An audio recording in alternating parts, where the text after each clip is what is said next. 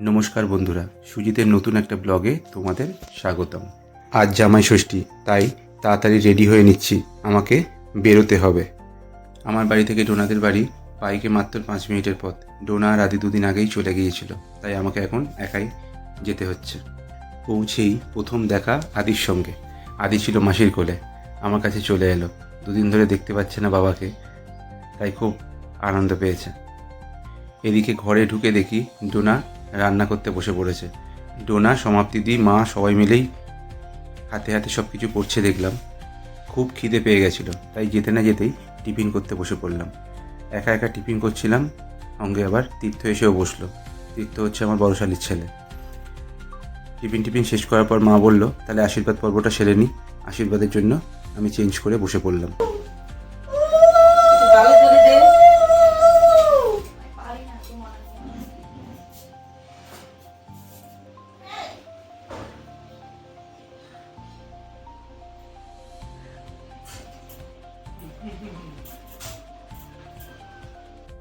আশীর্বাদ পর্ব শেষ হতে না হতেই আমার ঘাড়ে যে দায়িত্বটা পড়লো সেটা হচ্ছে মাটনটা রান্না করা।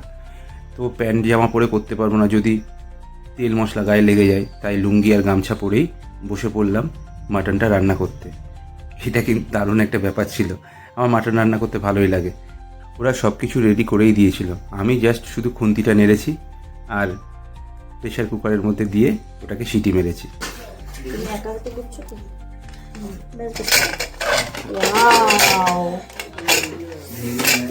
দারুণ হয়েছে।